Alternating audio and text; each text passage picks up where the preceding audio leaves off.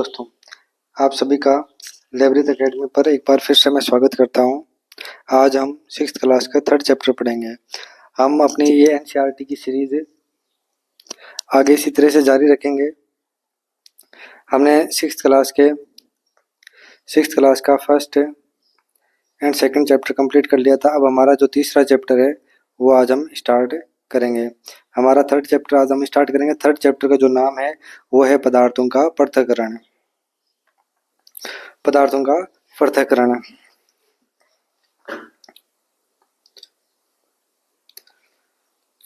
हम अपने दैनिक जीवन में देखते हैं कि हमें कई बार पदार्थों को पृथक करने की आवश्यकता पड़ती है। हम इसी तरीके की कई विधियां हैं वो इस अध्याय में हम पढ़ेंगे, इस चैप्टर में हम पढ़ेंगे। हम देखते हैं कि जैसे हम कभी चाय बनाते हैं तो हमें चाय को चाय की पत्तियों से पृथक करना पड़ता है, जैसा कि आपको चित्र में दिख रहा है। तो ये भी एक क्या है, पदार्थों का पृथक्करण ही है। हम देखते हैं कई बार दूध या जो दही है उससे हमें क्या करना पड़ता है, मक्खन को पृथक करना पड़ता है। ये भी एक पदार्थ का पृथक्करण की विधियों के द्वारा ही किया जाता है। फसल कटाई के पश्चात हम देखते हैं कि जो अनाज का भूसा होता है उसे भी हमें अनाज से पृथक करना होता है। तो इस तरह से हम कह सकते हैं कि जो पदार्थों का पृथक्करण है वो हमारे जीवन का एक महत्वपूर्ण हिस्सा है। तो अब हम क्या करेंगे कि आज हम पदार्थ की जो कुछ पृथक्करण की विधियां हैं उनके बारे में हमें पढ़ेंगे। सबसे पहली विधि है वो है हस्तचयन विधि।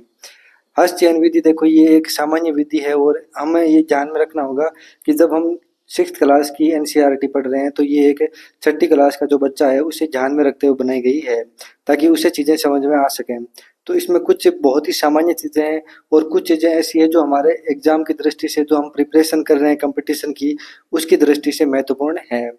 चाहे आप आरएस की तैयारी कर रहे हो उसके अंदर भी साइंस आता है, चाहे आप सीईटी की तैयारी कर रहे हो वहाँ पर भी साइंस आती है, या आप 3rd ग्रेड जो रीट की वैकेंसी है अध्यापक भर्ती परीक्षा है अपनी उसकी तैयारी कर रहे हो वहाँ पे भी अगर आपका साइंस सब्जेक्ट है तो आपका साइंस तो आनी ही है।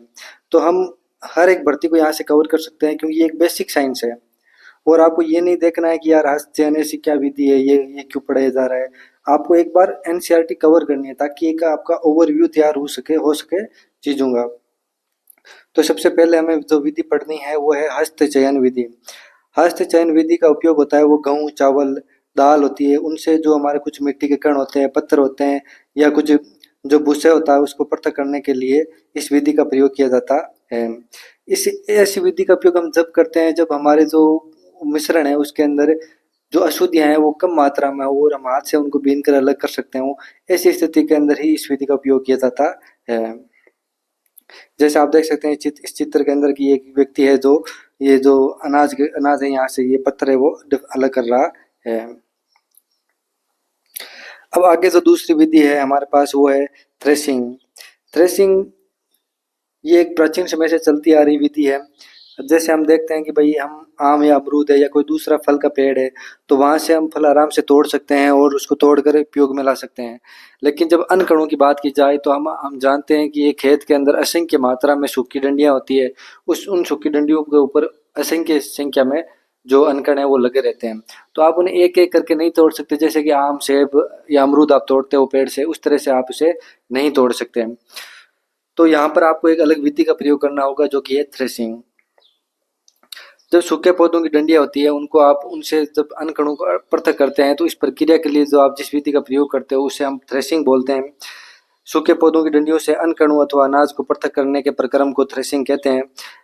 अब जो ये कार्य है प्राचीन समय में क्या होता था कि सूखी डंडियों को पत्थर के ऊपर पटका जाता था जिससे अनाज के कण है वो अलग हो जाते थे।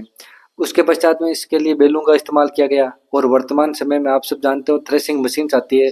प्राचीन समय में कितना ही ज्यादा समय लगता होगा जो अब कुछ ही घंटों में सिमट गया है।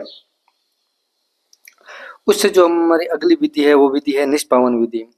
निष्पावन विधि ये भी एक हमारी किसानी कौम है या फिर जो गांव में लोग रहते हैं उन्हें इस विधि से वो बिल्कुल वाकिफ है एकदम और अच्छी तरह से जानते हैं ये क्या विधि है। निष्पावन का उपयोग पवनों अथवा वायु के झोंकों द्वारा मिश्रण से भारी व हल्के अवयवों को पृथक करने में किया जाता है।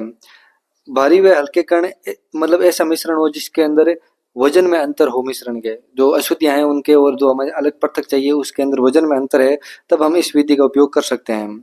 जैसे यहाँ पर देखिए कि ये माता जी है, ये क्या कर रही है, जो ये अनाज है, अनाज के ऊपर हम थ्रेसिंग करते हैं तो थ्रेसिंग के समय क्या होता है कि उसके अंदर जब उनको प्राचीन समय में पीटते थे, पत्थर पर पटक कर उनको अलग करते थे, तो उस समय कुछ भूसा है वो भी अनाज में चला जाता था।